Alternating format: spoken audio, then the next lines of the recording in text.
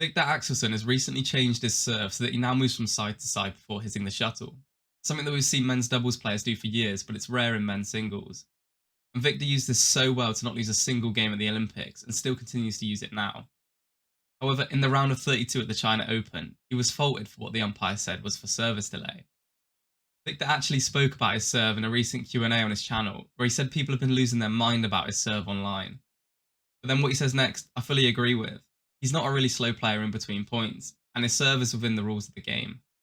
Like I said, we see it all the time in men's doubles. He did also say that in the final of the Olympics, he was told to speed up, which he was fine with, and after that he didn't take quite so long. With something like this in badminton, there is no specific rule on how long you can wait on the serve, and it's all up to the umpire to decide. There is also no rule to stop you from moving the racket from side to side. In this part of the Q&A, I heard about the fault that he got at the China Open, and that's when I decided to find the game. The match was at 2-love when the fault was called, so right at the start. The first serve he did, I counted that he held the shuttle by his racket for 3.8 seconds before serving. The second serve, 2.6 seconds. The third serve, which was called a fault, was 3.8 seconds. I mean, that isn't a long time at all. It's not like he stood there for 6 or 7 seconds. You could see Viktor instantly complaining to the umpire, and I think what Viktor was most annoyed about was the fact there was no warning by the umpire to speed up, just an instant fault.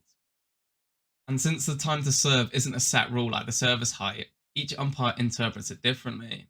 I mean, how are you meant to know how long is acceptable or not, especially when there is no warning to at least let you know the umpire thinks you are delaying play?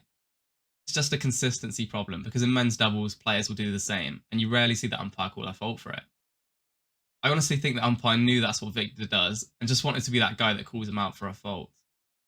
I actually really like the serve because it just makes your opponent have to wait for you to serve and breaks up the momentum of just instantly serving once you pick up the shuttle. Him moving it from side to side, I think if it just slightly distracts or annoys his opponent by 1%, then it's worth him doing at that level. I think if you're consistently over the 5-second mark, then it's fair for a warning to be gave out just to speed up the game though.